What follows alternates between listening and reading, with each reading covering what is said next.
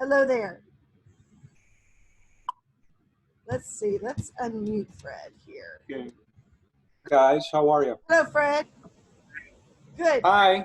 Glad you're here. I'm going to turn it over to you and Paul and let you guys take it from here. Thank you for being here. Hey, thanks for having us, Michelle. We really appreciate it.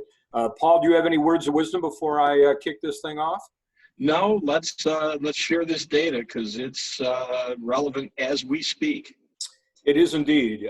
First of all, thanks to CMB, Michelle and her team. They do a great job pulling it together for us. And also to my team, Lisa Riker, Elnora Lowe, our research director, Jason Hollins, Paul, who you just said hello to, and Seth Ressler. A lot of work went into this one. Let me give you a little bit of background about how this survey came about. This is not our first rodeo in times of crisis. In fact, the very first time that we ended up doing one of these web surveys, aggregating scores of radio stations, was right after 9/11. So 19 years ago. And what a lot of people don't realize about 9/11, aside from the seismic tragedy that it was, is that it was also the beginning of Arbitron's fall rating book that year. And we had a lot of clients. We mostly worked for rock, alternative, and classic rock stations. And so we started getting deluged with calls from program directors asking some very important questions. Can we still do contests? Can we run billboards? Can we do crazy things on our morning show? And given what was going on with 9/11 and the aftermath, we didn't really know how to advise them. And I had been playing with this idea of web surveys for some time and decided maybe this is the moment. And we got together a group of 40-something radio stations, and in 48 hours, we ended up with really great data. So we've been doing web surveys for all the years since. If you've done our tech survey, you know how these things work, same basic program. Well, when the coronavirus thing happened, we did a company meeting to just try and determine what should be our strategy as consultants, researchers moving forward. And the idea surfaced to do a web survey to help programmers, managers, and their personalities better understand the mood. And so that's what you're going to look at today. We actually did 3 surveys, and I'll explain that to you in a moment. But the one you're going to see is comprised solely of Christian music radio fans. So I will walk you through this. We wanted to find out, since the COVID-19 outbreak began, where are they? What media are they using? What gadgets are they using in order to get this media into their worlds? But we also wanted to get into their mindset. What is going on with them attitudinally? How are they feeling about things? Because we know, especially as programmers, that if we understand the audience's mindset, what is near and dear to them, what their true feelings are, we can put together better programming that is in the moment and appropriate for what's going on out there. So let me walk you through the methodology. We had 20 Christian music radio stations, and then, of course, 3 networks around the country. I mentioned before, this was the third of 3 studies. We also did simultaneous studies for our clients in commercial radio and public radio. Your survey was a little different than theirs, and their surveys differed as well. We almost had 6,000 respondents, and combined with the other 2 surveys, we were able to actually garner about 44,000 completed surveys in just 3 days. That really tells you the power of web surveys. So that's the good news. We were able to capture a lot of these attitudes and opinions in a flash. The bad news is that it is in fact a snapshot of this moment in time, March 31st, April 1st, and April 2nd. Those were our field dates. Now, you may be thinking, well, were things really all that different a couple of 2-3 weeks ago? And the answer is yes and no. A lot of people were in stay-at-home mode, but as we were in the field, several states actually declared stay-at-home, including that small state called Florida.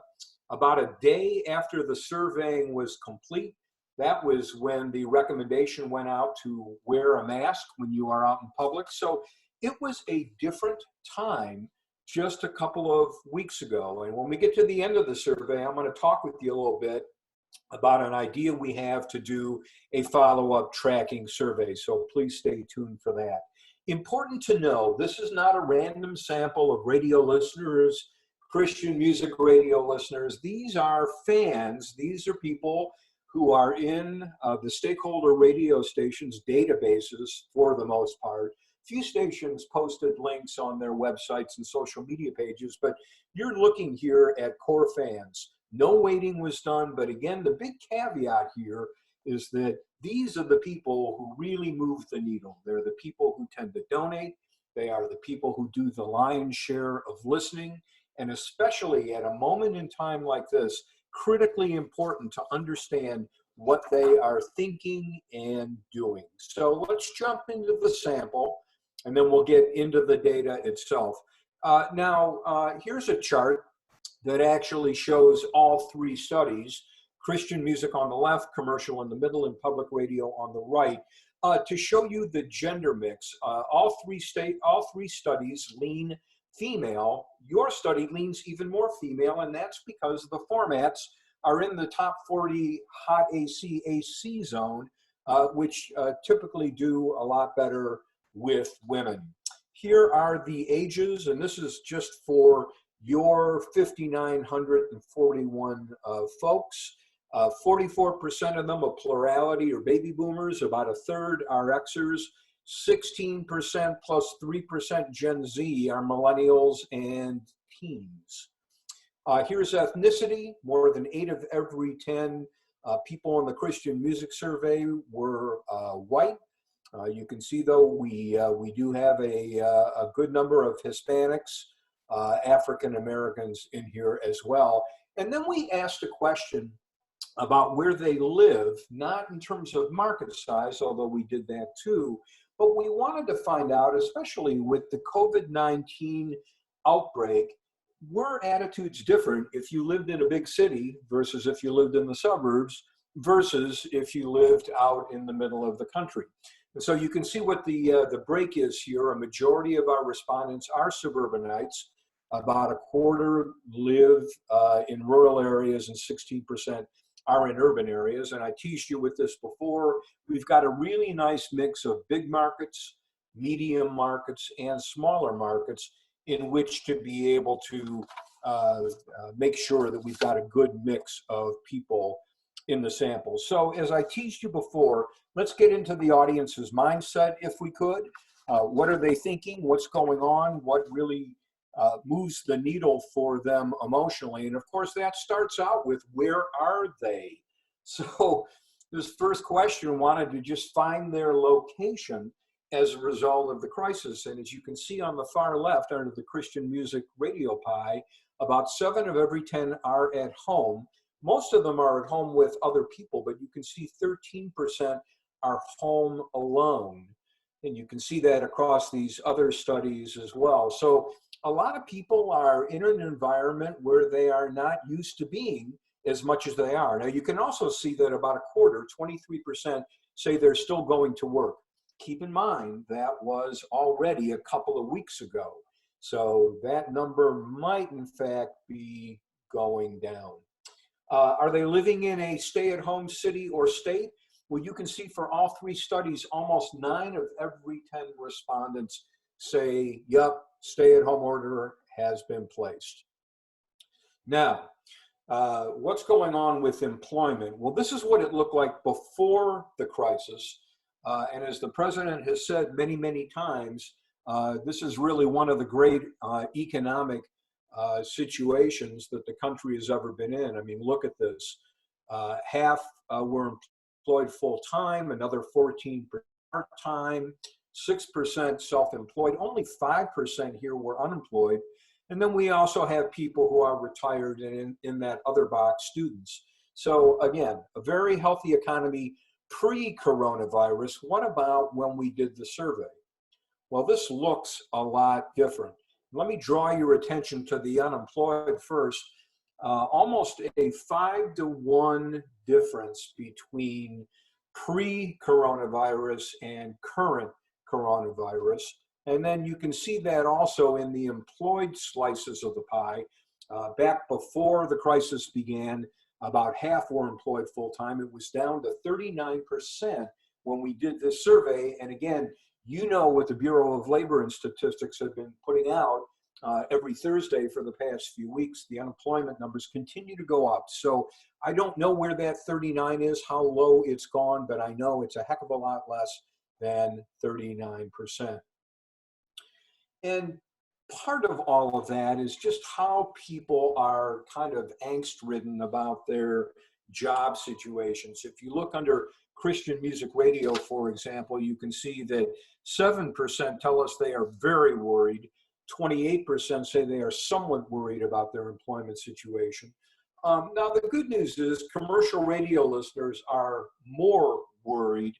But again, that is a lot of nervousness out there. So not only are people not in their normal environments, not only are many of them rapidly becoming unemployed, but there also is this attendant worry that comes along with that. How are they feeling? They're feeling fine. More than 8 of every 10 say they feel good. About 1 in 10, 9%, thinks they're fine. They're feeling okay, but they're really not sure of their status. And then you can see just a handful of people are in either quarantine or isolation. A few have actually had a positive test to the coronavirus, but not enough to actually constitute 1%. Now, interestingly, 7% of them know somebody in their orbit, a friend, a family member, a coworker, who has tested positive. And I think this percentage now at 7% is on the low side. I saw some data on one of the cable news networks yesterday that the incidence of people knowing somebody who has in fact tested positive continues to rise. And that makes sense as more and more testing is taking place. So there's been a lot of talk about, is this the real deal? Is this a major crisis? Is it overblown, or is it somewhere in the middle? And you can see 2/3 of our Christian music sample says it is a full-blown crisis. About 3 of every 10 express their idea as a concern, but maybe not as bad as others say. And then 5% believe that this has been blown out of proportion. If we actually isolate those who think it is a full-blown crisis, a couple of interesting things happen here on the demographics there on the right-hand side. You can see that women, more likely than men, believe that in fact COVID-19 is a full-blown crisis. But what's really interesting is the age progression here, because the older you are, the more convinced you are that it is a full-blown crisis. And I think some of that is kind of due to the early beliefs about COVID-19, that it impacted seniors and that young people were essentially impervious to the virus. And of course, we've learned quite a bit in the past few weeks that is in fact not the case. But be that as it may, you can see that the older you get, the more concerned you are. Also notice under our ethnicity section, African Americans are the most concerned, or certainly believe that, are the most likely to believe it is in fact a full-blown crisis. And this was even before some of the data started coming out that absolutely confirmed that infection and in fact death is more prevalent in the African American community. So somehow they had an awareness of this before it actually became public. So here's the good stuff. We gave them this list on the left-hand side of basically emotional states, and we asked them to tell us which of these fit very well. And so the number one emotion here that we get from the Christian music respondents here is this optimistic belief that something good will come out of this situation. 2/3 of our respondents believe that way, and that's quite a bit different than the way it looks over in commercial and public land, where they are more concerned about the state of the economy. But here, there is this idea that as bad as this may be, some good will come out of the situation. And then the other thing that we see is half indicating faith in this country and its ability to be able to come together and solve this problem. 4 of every 10 say they are optimistic, and 1 in 4 indicate that they've actually gained some strength as a result of what has gone on in this crisis. So this is a profile that really looks different than what we see in both commercial and public radio. Now, when we dig a little bit deeper on this chart, we see some interesting things. For example, twice as many people are concerned about somebody else's physical health than they are their own. And you can see that in the blue bars that I highlighted. They're more concerned about a family member or a friend's physical welfare than they are their own. And similarly, twice as many are concerned about a friend or family member's mental well-being than they are themselves. So interesting pattern. And by the way, this held up across all 3 studies. This is something that we thought would be of interest to you. Are people feeling more spiritual? Are they feeling more religious as a result of this crisis? And you can see that the spiritual group is quite a bit larger than the religious group, but no question that in your study, these emotions run higher than we saw in the other 2. And here's all of our kind of emotional buzzwords all highlighted in that gold color. You can see way down at the bottom, most people are not feeling particularly depressed, angry, or fearful. So that's a nice sign. You can see that 1 in 4, once again, indicates that COVID-19 has actually made them stronger. We see our optimists up there on top. But this idea here of feeling up and down, mentioned by 1 out of every 4 people, and I'm moving my cursor there just to make sure that you can see it, that actually was the leading emotion in both commercial and public radio, but not here, where optimism reigns supreme. Who do they trust? In some of our other studies, the #1 trust organization or group was the CDC and the National Institute of Health. Here it is a distant #2 to your stations, to Christian music stations. And this is really off the charts. This is really impressive. Public radio looked excellent as well. Commercial radio, not so much. So again, I think this is a tribute to the relationship that your stations have with your listeners. Now, what about politicians? The Trump administration has complete trust from 1 in 4. Then come congressional Republicans, about 1 in 10, and then congressional Democrats barely show up at all. This trust in the Trump administration is higher in your survey than it is in commercial radio, where it's 16%, and in public radio, it's 2%. So that really gives you a sense of these are all radio listeners, but they are really coming at it from a completely different point in time. Now look all the way down at the bottom, the one entity that has the least amount of trust, and you can barely see it, it's shaded in green, that's social media. And what's really interesting about social media is that they're actually using social media a lot, as you'll see in a couple of moments. But in terms of its credibility, in terms of its ability to be able to deliver information that they have a sense of trust in, not even close, even below congressional Democrats. So there you go. We thought an interesting measure would be to actually take a look and calibrate what are they really missing at the moment.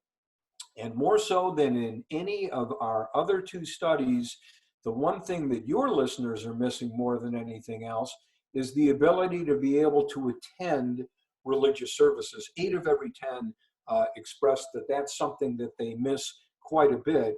And then when you look at what's in the second and the third positions, it's about missing other people, interacting with other people, whether it's friends, family members, or just other people in general. And as you can see, even though a number of people miss going out to dinner, or miss going to the mall, or miss going to concerts or a museum, or even working out at the gym, what they really miss are religious services and that important time that they spend with other people, with family members, just interacting with other human beings.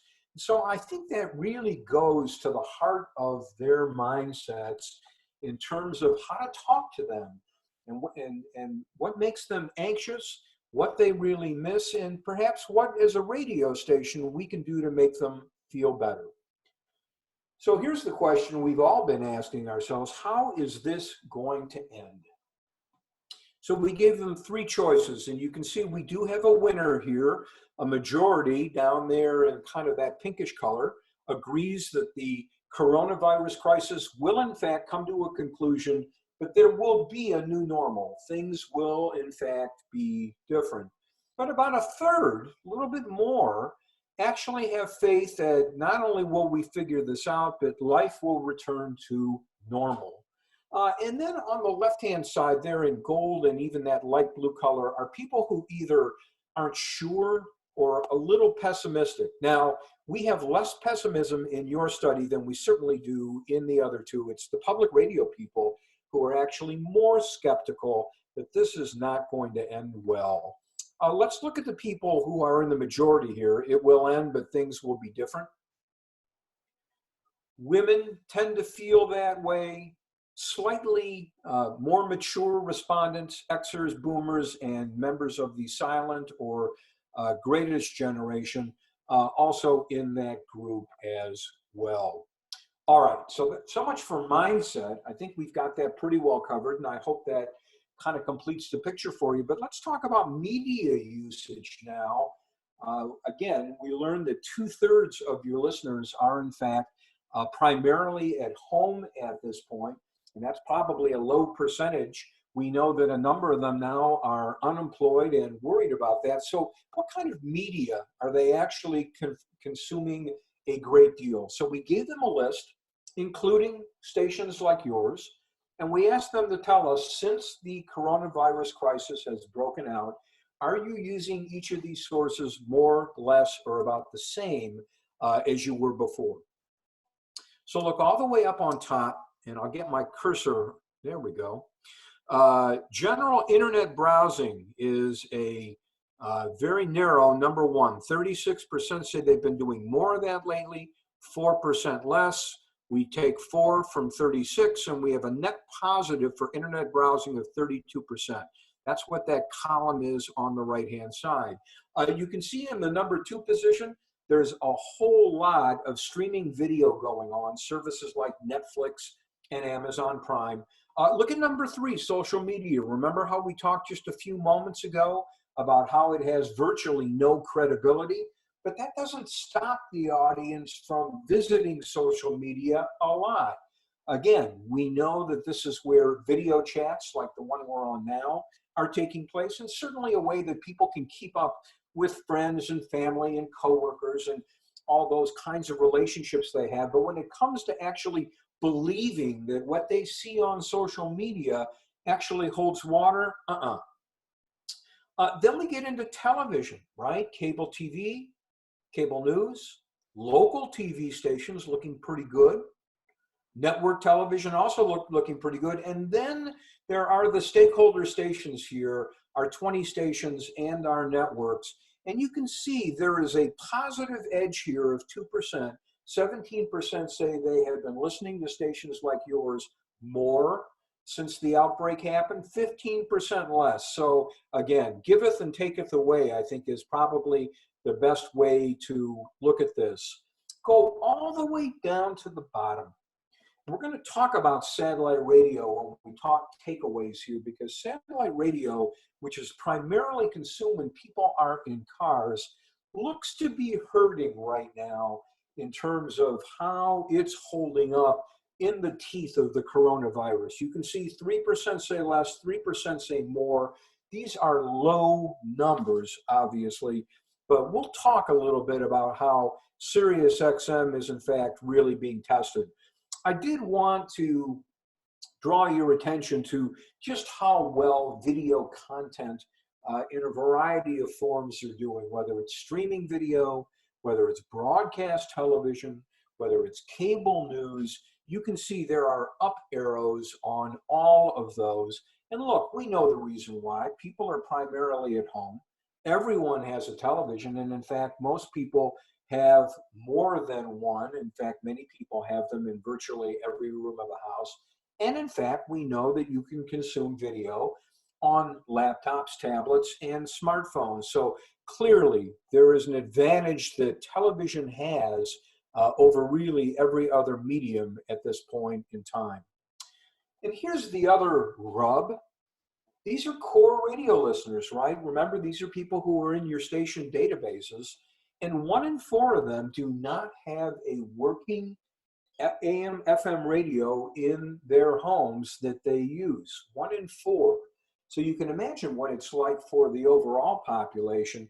Probably runs a good bit higher than that. So this really provides something of a challenge for all radio, as you can see on all 3 pie charts.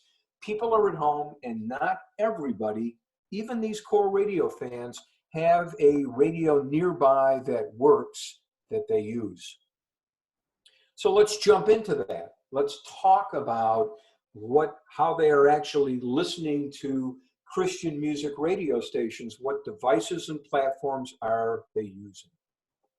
So the #1 platform is still regular radio in the car. 45% of our samples say they are listening a lot to radio when they're in the car.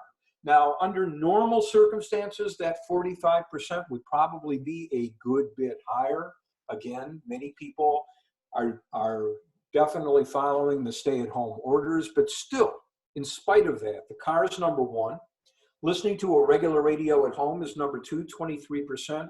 And then we get to the dark red bars there. These all represent different ways to stream radio stations.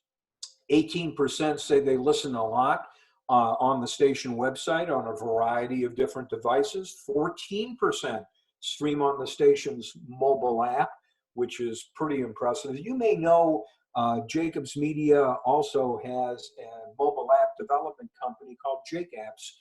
We've probably made an app for some of you on this webinar, and you can see mobile app consumption of the stream looks pretty good. Then we also have people who are beginning to stream stations on devices like Amazon Echoes and Google Homes. That is pretty healthy at 10%. And then finally, an aggregated app like iHeart or radio.com. But as you can see, when you look at the red bars here, we have a lot of streaming. People are figuring out a way to listen to our radio stations, even if they don't have an actual radio. And how have your stations done during this really difficult, challenging time? Well, really well would be the obvious conclusion here. 3 out of every 4 give your stations excellent grades. 1 out of every 5 good. I mean, that's moving into the 90-something% range of excellent, good, and good scores. And here we've just isolated the excellence. And you can see that the really remarkable thing about these demographics is that there's nothing remarkable about them at all. Pretty much everybody agrees Christian music radio is doing just a great job. And what are the main reasons why they are listening to a Christian music station now? Well, you can see that #1 is to hear the music. 9 out of every 10 say this is a big reason that they're listening now. But there are clearly emotional buttons here that are important to them as well. Encouragement and hope, mentioned by more than 70% of respondents saying this is a big reason why they listen to Christian music stations. So it's more than just music. There is that inspirational aspect of Christian music radio stations that comes through. And a slight majority also mentioned to hear scripture. Very few people, though, are really tuning into your stations in order to hear news. And then we asked a series of agree, disagree statements. and asked respondents to either strongly agree, strongly disagree, and they had choices in between. It was a 1 to 5 scale. The one thing that they absolutely say, 8 of every 10 agree or agree strongly that stations like yours are providing a good balance of information and humor. Interestingly, 2/3 feel strongly, agree or agree strongly, that it's important for your radio stations to stay in their lanes, to make sure that when listeners tune in, they hear what they think they're supposed to get. If you're a music station, you're supposed to hear music. They don't want music stations to over-respond to the virus by flipping into too much information. And we can see that echoed here. We asked all of our respondents in all 3 surveys, is the station that sent you the survey paying just the right amount of time and attention to it, too much or not enough? And you can see that across the radio spectrum here, Christian music, commercial, and public, better than 7 of every 10 agree that stations like yours are really hitting the balance extremely well. What do they want to hear more of or less of from a Christian music station? We'll go all the way to the top. And this is something that is common for all 3 radio platforms here. The number one thing they'd like to hear more of is a radio station like yours supporting local workers. And here we're, of course, talking about healthcare workers, police, firefighters, people who we think about as first responders, but also the folks who are stocking grocery shelves, who are delivering dinners, who are working those drive-through windows, the people who are out there, essential workers, if you will, in local communities. And that's got a net positive of 37%, as you can see here. Playing more music, we've heard that echo and reverberate throughout this survey. Very important. You're a music station, you're playing a lot of music. We also have positives for sermons, devotions, and prayers. Breaking news alert, now we're beginning to slide a little bit. The one area where there clearly is almost as much negativity as positivity, actually 2. One are contests and giveaways, a net positive of only 1. And then the other is something that we did see in the other surveys as well. They may be interested in how their friends and neighbors are doing. What they are not keen to is having the radio station open the phones and let people on the air tell their stories. So it's important that you take note of that as well. And again, we've got the least popular ones highlighted down here: contests and giveaways, news updates, and even raising money for local causes. I mean, it's more positive than negative, but not real positive either. There's not a lot of energy there for wanting more. What are the most important things about what stations like yours provide? Well, again, no big headline here. We've seen this again and again. Music is number 1. Personalities are number 2, number 3, a good distance behind. It really is about the music. And here's a question that was only asked of our 5,941 Christian music respondents in terms of saying whether their favorite stations are providing more or less of each of these emotions. And there's really great news here. Look at those big green bars for giving listeners the sense of hope, inspiration, optimism, and even relief. And the good news is that they're not feeling any fear factor from Christian music stations. So looks like the right emotional state is being communicated. Now, we're getting near the end of the data here, but we did want to get a sense of are your listeners actually engaged in commerce at this point, or are they just hunkered down at home waiting to see what's going to happen? So we asked all of our respondents in the coming week, what are you planning on doing? And you can see good news for physical fitness. More than 8 of every 10 say they're planning on working out or going for a walk, but 8 of every 10 are going to shop for groceries. So they're spending money. And in fact, I've actually highlighted a number of areas where they are spending in spite of being holed up at home to get gas, to stop at the pharmacy, and have food delivered from a local restaurant. Alcohol consumption, not particularly high, but all of these other areas indicate that business is being done in spite of the fact that so many people are not really leaving the house in great numbers. Now, we also wanted to touch on fundraising because we know that's an important element for many of your stations. And so we asked this very difficult question here.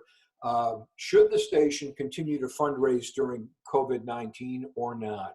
And you can see the plurality opinion up there in sort of that pinkish purple color. I think that would be called lilac. 47% say the station that sent me the survey needs my support and should maintain its normal fundraising activities. That was the most popular of our choices. But a third say, yeah, the station needs support, but inappropriate at this time. And then as you can see, about a fifth aren't sure.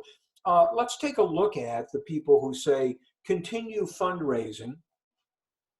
And you can see while they are pretty balanced by most of our demographic groups, it's men who have a stronger belief that fundraising should continue, virus or not. So let's get into what does all of this mean. We're the kind of researchers who don't just like to dump the data on you.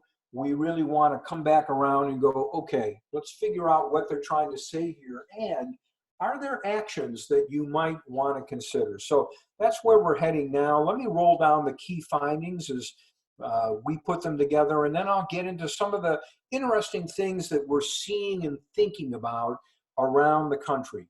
Well, first and foremost, as we've talked about, the audience is not where they normally are physically or mentally. They are at home to a great degree. Some, as we know, are with children, homeschooling, all kinds of things, but more often than not, they are not where they normally are. And in spite of that, they remain upbeat and optimistic. They are clearly less worried than we saw in commercial and public radio. But the fact that they are out of their routines makes it more challenging for any radio station because radio is a habit medium, right? And I don't mean that in a bad way. I mean, it's part of the fabric of our routines, right? You wake up in the morning, you put on a pot of coffee, and you turn on the radio. Well, that gets disrupted when people aren't working or are holed up at home or whatever the case may be. So that's a challenge for all radio. No question that even though some people believe that the COVID-19 outbreak is a problem and maybe not as big as most think, the majority felt that, yeah, this is a full-blown crisis. It will end, but things, in fact, will be different. There will be a new normal.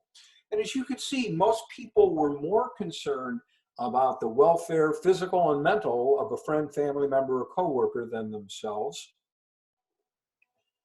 Instead of worrying or certainly buzzing about the economy, most people actually are optimistic and feel that somehow some good will come out of this. And on top of that, even though in some of the other studies we detected more angst, here in the Christian music study, less depression, less anger, less fear, and even less up and down, and more optimistic and hopeful. A number of people, as you saw, even indicate that they actually feel a sense of strength as a result of this challenge. They miss more than anything attending religious services, and then also the interactions that they have with friends and family. They trust your radio stations more so than any of the politicians out there. Higher trust for the president than we saw in either commercial and public radio. Good news, your stations get great scores for their performance since the outbreak of COVID-19.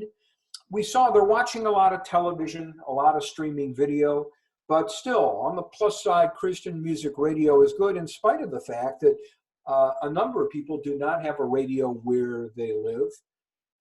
They really are not that concerned on stations like yours about more coverage and more updates and more news breaks. They really want to hear music when they tune in.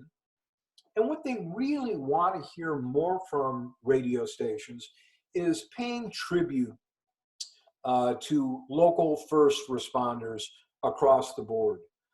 You saw coming week, they're going to be working out, they're going to be doing grocery shopping and spending money in other places.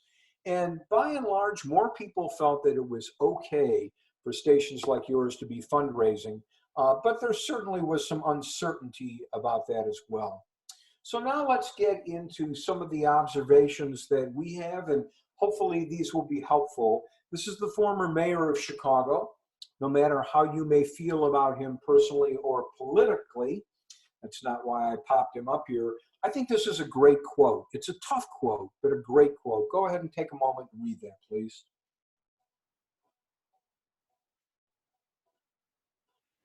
This doesn't mean to capitalize on a challenging or difficult time, but what it does mean is that brands that have a great understanding of the audience and the way they serve it can actually end up in better shape than when they went in. And so that's what I want to talk with you about. Now, some brands are under a lot more pressure than we in radio are.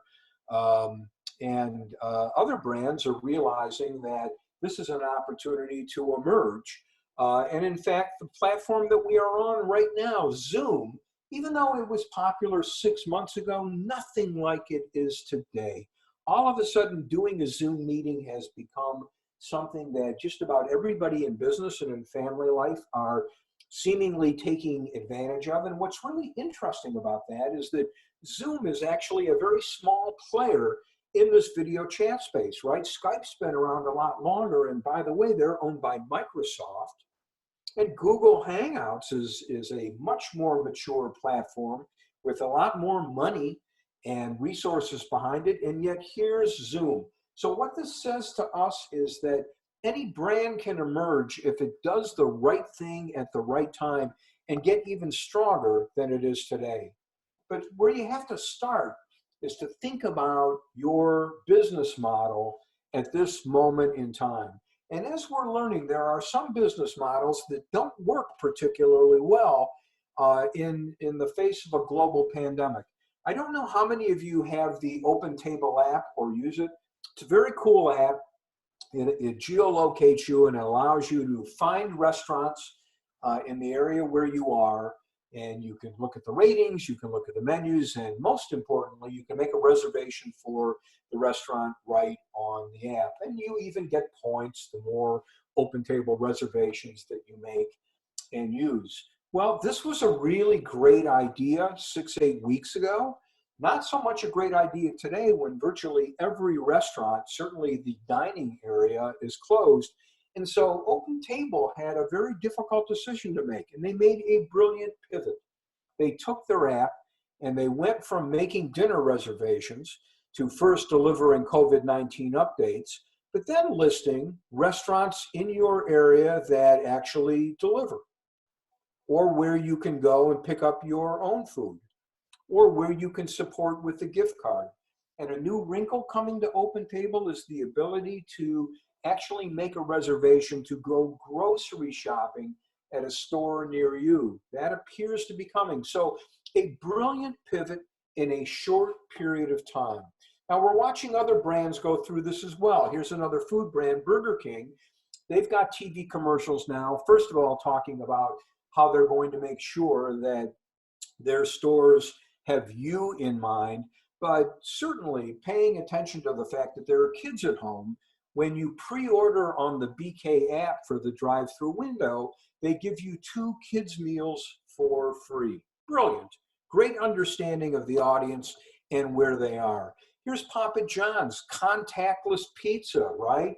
They're able now to be able to market their pizza as essentially never touched, in the oven, out of the oven, into the box, onto your porch. Again, playing to the fears and desires of the audience who are concerned about the quality of their food and the hygiene of it. Papa John's is going right to that. Now, not every brand is in a great position to pivot. Here's Nordstrom, a lovely department store that for the most part has depended on you actually going into the store and talking to a salesperson and going through the racks of clothes. Well, all of a sudden now Nordstrom has to pivot to e-commerce, to a mobile app. And so they're working really hard to do that. There's a real nice line here above the two photos of the models, casual Friday, every day. That's a good connection there. But again, a brand like Nordstrom that hasn't really gotten too heavy into e-commerce now has to really play catch up. Sometimes brands don't have to change anything at all except maybe their positioning statement. You've heard of Carvana. Maybe you've even bought a car from them. You don't physically go to a dealership to buy a car. You open up a device like a smartphone or a laptop. You browse the cars, you browse the prices, and you actually buy the car online. And they have these weird vending machines in some cities where literally, like a gumball, you can get your car that way. Or, as you see pictured here, a flatbed truck comes to your home and drops off your car.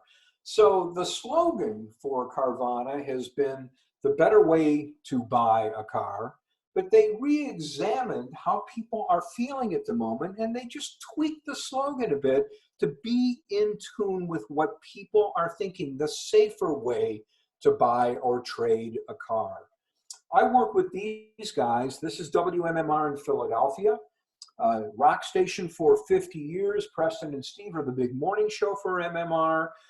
And the idea here is that in a sea of subscriptions, right? You have to subscribe to Netflix and Hulu and Amazon Prime and Spotify and satellite radio. Broadcast radio is free. We're not going to send you a bill at the end of the month.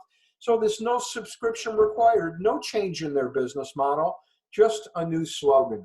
Here's the drive in Chicago, sort of slyly taking advantage of the fact that sports in Chicagoland are on hold until who knows how long. But of course, while everything else is canceled, the drive is not. We're radio, we're on 24/7. Sometimes it's just a matter of looking at some of your features and rebranding them a bit. This is a feature that Alyssa does on Alt 94.9 in San Diego. It used to be called Alyssa's Request Hour. It is now cleverly called Alyssa's Quarantine Request Hour every day at noon. And I will tell you, looking at her Facebook page, the requests are rolling in. She is connecting with her audience. Here's Stephen Mnuchin, the Secretary of the Treasury, with his wife Louise. They visited Fort Knox a few years ago. The reason that I am showing him here is that those stimulus checks are going out, I think, soon. Some have already been deposited, apparently. The high end, as you know, is $1,200. And so we have a lot of clients giving away cash now. Maybe it's just a matter of, again, rebranding the giveaway to talk about how it's sending out stimulus checks. And maybe we can do the government one better and give away $1,300. Again, these are just clever ways to get in sync with the audience. Now, earlier, I showed you satellite radio, certainly not a whole lot of momentum one way or the other. One of the reasons why SiriusXM really isn't happy about this crisis and its listening is that, as you can see here, 9 out of every 10 of their subscribers listens to them every day in a car. Well, when people aren't in cars as much as they normally are, this is really going to hurt them. So what do? Well, the first thing they do is they have to educate the audience on how to listen to them at home. They realize that such a large percentage of the audience is now homebound. They need to make sure that these subscribers actually know how you can listen to SiriusXM on all these devices. I'm a subscriber, and until I saw this graphic, I didn't know about several of these. So this is just a really smart way to make sure that your existing audience knows how to get you. And then there's this whole idea of let's think about our location strategy. So again, the lion's share of the Sirius XM audience listens in the car. And so they've come up with this hashtag stay home radio, marketing the idea that listening to Sirius XM at home is a great experience. They've also partnered with SoulCycle, a very high-end fitness club in some of the biggest markets of the country, to kind of do a Pelotonish sort of thing with satellite radio. Again, this is just another way for the audience to be more comfortable listening to satellite radio in a location that perhaps they haven't done before. And broadcast radio stations are responding in kind. Here's KLOS in Los Angeles posting their own workout playlists that each of their DJs and personalities comes up with. And then there's this idea of, just like Sirius, making sure that your audience knows all the different ways to listen to you, especially when they are not in a car. So it's important to not just take for granted they're going to find you on Alexa and they're going to know you have a mobile app. We're finding it is critically important to continually market these distribution outlets to make sure that you maximize your listening, even though people are out of sync. This is WTOP in Washington. We did their app, and they send out these push notifications every once in a while. Same deal. Just reminding the audience that there are other ways to listen to the radio station besides a regular radio, especially if you don't have one nearby. Brilliant. Easy. One of the things that has become very obvious here is that none of us are in our normal positions. You know, I didn't turn my camera on, and that's because I'm actually wearing my PJs today. Michelle thinks it actually is a technical problem, but it's not. And you can see I'm right there with the KS95 Morning Show, Crisco, Des, and Ryan. Again, connecting with the audience, relating to the audience, working in their pajamas. There's a lot of this going on now. Personalities broadcasting from their fourth bedrooms, from their basements, from their dens, oftentimes with kids and dogs running around. So why not show the audience that you're going through the same basic ordeals and challenges and joy that they are? Here's Carl Russo from 97 Rock in Buffalo. Carl is broadcasting from home. He looks pretty happy doing that. And again, showing the home studio is a way of connecting with the audience. NPR. NPR, very credible and sophisticated, but hey, here's morning anchor Steve Inskeep before 4 in the morning showing you his home studio as well. So if he can do it, anybody can do it. This is James Steele, the afternoon guy for the alternative station in Orlando, modeling the latest in gas masks. Pretty impressive. And you know these two, right? I mean, from K-Love, I mean, this is, again, another indication. Ted and Amy, right? I think I got that right. Yeah, Ted and Amy. So again, showing you that they are broadcasting from an unusual location. It's just a great relatable. Now, one of the really interesting things that has happened out of our isolation is that it has created what we're calling a new intimacy. So what is that all about? Well, what you're looking at here is a photo of a Metallica concert. At least this is the way it looks to thousands of people when they go, who are sitting in not great seats, nosebleed seats, seats that are far away. And see way off in the distance there, there's the band. You can kind of see them lit up. I'll help you there. The yellow arrow indicates that that's where the drummer is located, Lars Ulrich. And that's usually the way concert goers actually see Lars. Well, Metallica has done something very interesting this month of April. Every Monday night, they go into their archives and they pull out a vintage concert and they stream it live, not only on the internet, but they're actually giving it to rock stations to stream. Very, very smart, really good promotion. But the cool thing is, at the beginning of the concert, Lars comes on, sitting behind his drum kit, looks you right in the eye, asks you how you're doing, how's everything going with isolation, here's what's going on with the band, here's what we're thinking, here's what we're planning. It is very intimate. It is very one-to-one. It is a way to see Lars Ulrich in ways that we never get to see him. Local absolutely matters. This is a slide from our CMB 2019 study, Agree, Disagree. One of radio's primary advantages is its local feel. You can see 3/4 agree or agree strongly. AC fans, a little bit more in agreement. And the older you are, the more that local hometown orientation matters. And I think we saw that reflected in all the people who said, I want your radio station to support first responders and local workers. What was interesting, folks, is that after we got the data back from this right out of the computer, I took a walk in my neighborhood and I ran across this guy raking his leaves with this homemade thank you sign to first responders and medical workers. And I just thought, wow, just amazing to actually see it in real life. Here's WCSX, also here in Detroit, sending lunches out to first responders every day. This was part of a lunch feature that they did anyway to their workforce, but now they've just sort of, again, rebranded it and geared it to first responders, the people who need it most. This is another DJ in Detroit, Mojo at Q95, and he is giving out these signs honoring people who are first responders, a frontline hero, as he calls it, and you put that on your lawn and people know that that's where you live. It's also important to support local businesses. We know so many of them are struggling mightily at this moment. All the Beasley stations are running Operation Gift Card. Here it is in Las Vegas across their cluster.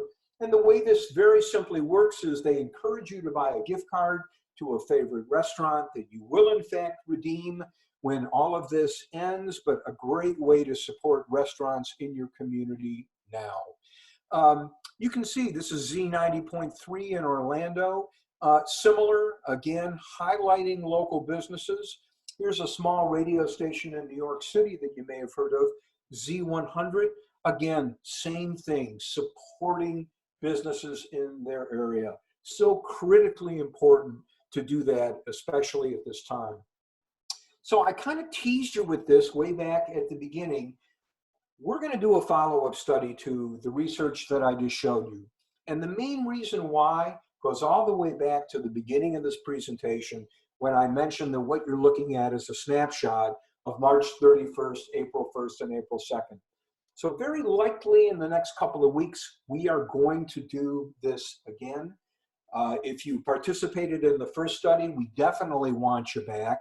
If you didn't, this would be the perfect time to be able to engage here and really learn more, not just about the entire Christian music radio audience, but your audience specifically and what's going on with them. So we would love to connect with you on this. What we're going to do, I think, is something a little unusual. You know, we do the Christian Music Broadcaster study with Michelle's group every year, and we're going to do that again this summer. We'd love to have you do that. Here's the way we want to arrange it. If you commit to doing our Christian Music Broadcaster tech survey this summer, we will include you in this COVID-19 survey number 2 for no charge. You're in, okay? Just commit to doing CMB with us this summer. It's important that we continue tracking technology from smart speakers to hearables to cars to everything else. But we would love to be able to include you in this COVID-19 survey too. So here's how to get us. These are our 2 websites for the company. There's my email, fred@jacobsmedia.com. If you're tired of me, you can send an email to paul@jacobsmedia.com. There he is. Also, you can connect with us on Twitter. We're on Way Too Much. And we have a daily blog, new content every day. We talk about all the things that we were talking about here. So visit our blog, check it out. We hope there's some inspiration for you there. We'd love you to engage. Well, Paul, you've sat through this now 29 times. Did you learn anything new? I learned that the Christian music broadcaster audience is incredibly unique. the most positive group of people we research, and the people who love their local radio stations as much as anybody in the United States. How's that? Just amazing, isn't it? I mean, it really is. And you know, the idea of doing all three platforms, Christian music, public, and commercial, was something that we wanted to do because we have dear clients in all those platforms, and we've been doing tech surveys with all three groups. But I don't think we realized how interesting a contrast it would be across all three platforms. And I learned a ton from looking at all three of these, and I know many other people have as well. Michelle, any famous first or last words from you on this thing? Did it make sense for the ninth time? Oh, you know what? To me, it gets better every time. So thank you for sharing this this information. We're going to make this recording available to anyone that asks us. You can email us at info@cmbonline.org. Fred, amazing work. Thank you. And we look forward to the round 2. Thank you, Michelle. We could not do it without you, your team, CMB. We really appreciate it. We wish everybody nothing but great health and safety. Let's get through this together. Let's learn as we go. And if we can help you navigate these crazy waters, we would love to do so. Thanks for having us. Awesome. You guys take care. Bye-bye.